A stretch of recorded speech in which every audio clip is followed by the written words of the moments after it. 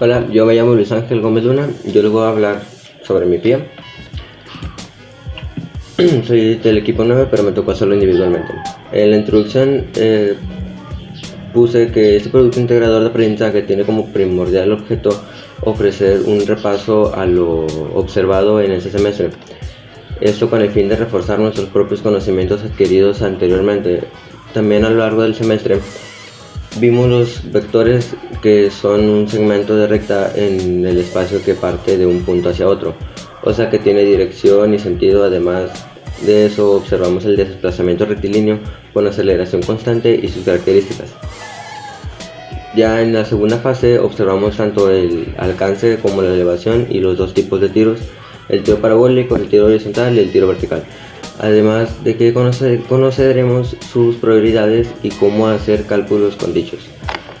En la tercera fase se vieron ciertos tipos de fuerza y cálculos con base a la aceleración de cuerpos, y al final, en la fase 4 o etapa 4, observamos la fuerza centrípeta y la fuerza de fricción estática. En la etapa 1 tenemos que uno de los temas de la etapa es magnitudes escalares y vectoriales, que se pueden clasificar escalares como se precisan por el valor numérico y la unidad de medida, y la vectorial por el valor numérico y la unidad de medición correspondiente, y además una dirección.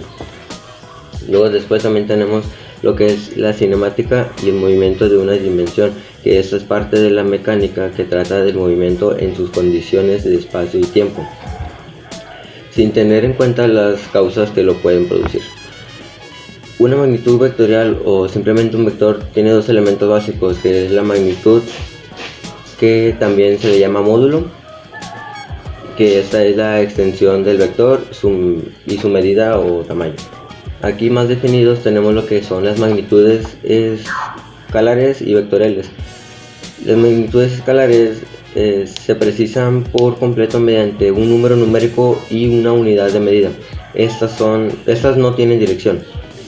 Como ejemplo de magnitudes escalares tenemos la distancia, la rapidez, la masa, el tiempo, la temperatura y muchas más otras. En magnitudes vectoriales se precisan mediante un valor numérico, la unidad de medición correspondiente y además solo una dirección. En el movimiento de una dimensión, aquí damos a entender que este tipo de movimiento es aquel que tiene un cuerpo cuando describe una trayectoria en línea recta. A este movimiento también se le conoce como movimiento rectilíneo. Después, en la etapa 2, seguimos con el tiro vertical.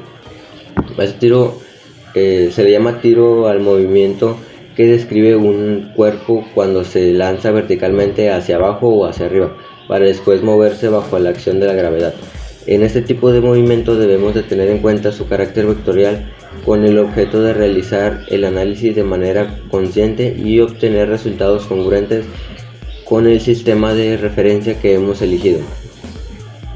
Aquí ya nuestra descripción se lanza en un objeto en dirección vertical hacia arriba, y este adquiere una velocidad de lanzamiento, y debido a ello puede subir hasta cierta altura, pero al trayecto de la aceleración va a hacer efecto a la gravedad y actúa en sentido contrario. Al aventar la pelota hacia arriba, del momento en que alcance su altura máxima, va a descender para abajo, es algo que todos saben. Luego, en el tiro horizontal se le llama tiro horizontal al movimiento de un cuerpo que es lanzado desde cierta altura en dirección horizontal. Su trayectoria es el resultado de una combinación de dos objetos independientes, uno horizontal y otro movimiento vertical, en el cual actúa la fuerza de gravedad, es decir, su velocidad vertical va aumentando de 9.8 durante cada segundo de tiempo a medida que el objeto va descendiendo. O sea, tenemos así y avienta así pues. El cañazo o la pelota se va a poner en un estado horizontal y ya va a ser el tiro. Y ya, no es mucha ciencia. Después tenemos el tiro parabólico. En este movimiento representa el caso más común de los movimientos de proyectiles y consiste en lanzar un objeto en dirección de forma de un ángulo con la horizontal a una determinada velocidad. El estudio de tiro parabólico implica recordando que este tipo de movimiento tiene algún lugar en dos dimensiones, es decir, tiene un movimiento horizontal, pues el proyectil se desplaza lateralmente hasta regresar a la Tierra. Este tipo de movimientos es igual al tiro horizontal, tiene una velocidad horizontal constante ya que esta dirección no hay ningún agente externo que haga que la velocidad cambie, que su velocidad cambie. Es nada más aventar con un ángulo de inclinación para que pueda suceder un tiro parabólico. Después tenemos lo que es la caída libre. Aquí en la caída libre se le llama caída libre al movimiento que describe un cuerpo cuando se mueve literalmente bajo la influencia de la gravedad. Dicho movimiento tiene las siguientes características. Es un movimiento con una trayectoria vertical rectilínea. Es un movimiento con aceleración constante igual menos 9.8 metros sobre segundos cuadrados. Y es un movimiento que parte del reposo. Hay que determinar el origen de nuestro sistema de referencia. Podemos establecerlo en el monto desde donde se dejó caer el cuerpo. Nada más es subir algo aquí y dejarlo caer. Es caída libre y ya. No mucha ciencia tampoco. Es más que nada como en vertical. Luego tenemos el desplazamiento lineal y angular, que es de la etapa 3. Aquí en el ámbito no solamente existe el desplazamiento rectilíneo, sino además tiene la posibilidad de mirar objetos que giran y rodean y rotan como un ventilador de techo o las canastas de las lavadoras. Una de las unidades que se usa habitualmente para manifestar el movimiento angular son los grados sexagesimales. Un rad se define como un ángulo conformado en el interior de un círculo por un arco y pi radio del círculo. Y aquí se va a ver un ejemplo. Después seguimos con la velocidad lineal y angular. Aquí se ha descrito el concepto de velocidad relacionado con el movimiento rectilíneo, el cual se define como una razón de cambio de posición de tiempo. Si una partícula o un objeto se desplaza en una trayectoria circular en un intervalo de tiempo, se definirá la razón de rotación, a la que llamamos velocidad angular, y se utiliza la letra del alfabeto griego omega para representarlo. La velocidad angular es el movimiento de desplazamiento angular que se divide entre el tiempo que se tardó en recorrer dicho ángulo, y las unidades de velocidad angular en el sistema internacional están dadas en radianes por segundo. Aquí también vemos un ejemplo de esto. Con la frecuencia y periodo es cuando existe un movimiento circular. También se hace referencia a dos conceptos relacionados con este, son frecuencias y periodos.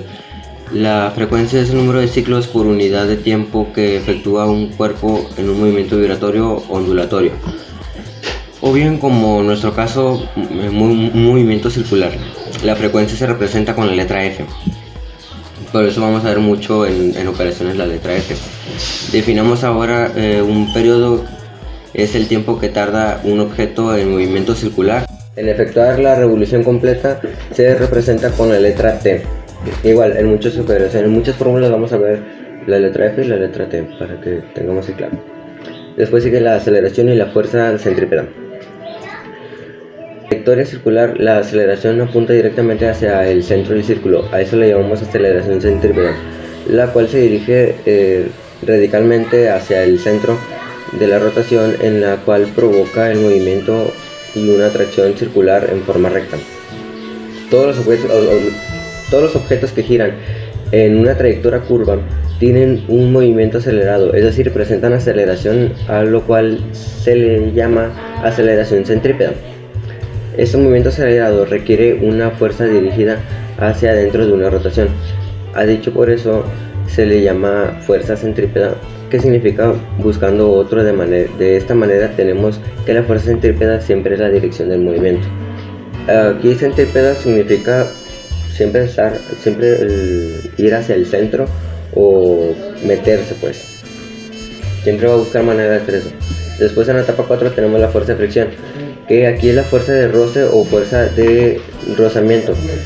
Esta es una fuerza existente entre dos superficies que se encuentran en contacto y que se oponen al movimiento, o sea, tienen dirección contraria al movimiento.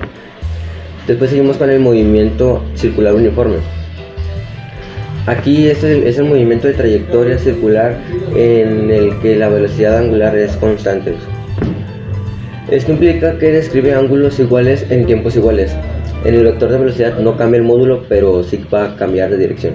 Las características del movimiento circular uniforme consiste en la velocidad angular, que es constante, el vector de velocidad es tangente en cada punto de la trayectoria y su sentido es el del movimiento. Esto implica que el movimiento cuenta con aceleración normal. Tanto la aceleración angular como la aceleración tangencial son nulas, ya que la rapidez o celeridad es constante. Existe un periodo que es el tiempo que el cuerpo emplea en dar una vuelta completa. Esto implica que las características del movimiento son las mismas cada periodo de segundos. La expresión para el cálculo de periodo es t igual a 2pi sobre 2 y es solo válida en el caso de que los movimientos circulares uniformes, o sea, el m.c.u o mcu. La última característica que puse es que existe una frecuencia que es el número de vueltas que da el cuerpo en un segundo. Su valor es el inverso del periodo. Después seguimos con la fuerza centrípeta. Cuando un cuerpo describe una trayectoria curvilínea, el vector velocidad debe cambiar de dirección y sentido. La aceleración centrípeta es la encargada de ello. Pues bien, la fuerza centrípeta es la responsable de dotar a un cuerpo con dicha aceleración. Luego tenemos la aceleración centrípeta. A la aceleración de un objeto que se mueve en movimiento circular uniforme como un resultado de una fuerza neta extrema, la llamamos aceleración centrípeta. Yo les voy a hablar sobre la síntesis de este semestre. Aquí vimos lo que es el movimiento rectilíneo uniforme, que es cuando un objeto viaja en una trayectoria recta a una velocidad constante, dado que su aceleración es nula. Esta se caracteriza porque describe una trayectoria en línea recta y la velocidad varía constantemente y la aceleración es constante y diferente de cero. Es el movimiento que resulta de la unión en dos movimientos: el movimiento rectilíneo uniforme, componente de lo horizontal, y el movimiento vertical, pues el componente vertical, ¿verdad? Que se efectúa por la gravedad, y el resultado de este movimiento es una parábola. Con la etapa 2, que aquí vimos los tiros horizontales y los tiros parabólicos. El tiro horizontal se diferencia del tiro parabólico en que al inicio del movimiento el proyectil solo presenta una velocidad horizontal, debido a que no existe ángulo de inclinación. Básicamente se ve una diferencia entre ambos tiros, ya que al momento de lanzamiento se ve como la forma en la que es el tiro. Lanzamiento lineal y angular, los cuales cumplen con la función de indicar la dirección de un movimiento. El lineal es el movimiento de un objeto en una dirección a lo largo de un solo eje, y el angular indica el giro de un elemento alrededor de un eje de rotación determinado. Aparezco aquí y luego te aparezco acá y así me voy. La edición está bien chida, Podemos concluir con que todos los objetos físicos en contacto pueden aplicarse fuerza entre sí. Asignamos diferentes nombres a estas fuerzas de contacto según los diferentes tipos de objetos de contacto. Si la fuerza se aplica mediante cuerdas, alambres, cadenas o cables, se denominan tensión. Tensión es fuerza de tracción, porque las cuerdas no se pueden empujar con eficacia. Tratar de empujar con una cuerda la aflojaría y perderá su tensión, lo que hará que usted tire primero. Esto suena obvio, pero cuando necesitas estirar la fuerza que actúa sobre un objeto, la gente suele estirar la tensión en la dirección incorrecta, así que recuerda que la tensión solo puede tirar del objeto. La dinámica es la porción de la mecánica que estudia las interrelaciones en medio de las razones que originan los movimientos y las características de los movimientos originados. Las leyes de Newton tienen los tres principios básicos que argumentan el desplazamiento de los cuerpos. De acuerdo con la mecánica tradicional, estas se formularon por primera ocasión en 1687, y una de ellas se anunció por Galileo. Además, pudimos ver de una forma más fuerte la dinámica de los objetos, el razonamiento, ya que se mueven las cosas y es lo que lo hace interesante y curioso. Y al final de todo esto puedo decir que al principio fue difícil entender este tema y poder comprender bien las fórmulas. Mi problema fue el poder organizar bien las fórmulas y sustituir, pero ya con explicaciones ya pude hacerlo más fácil.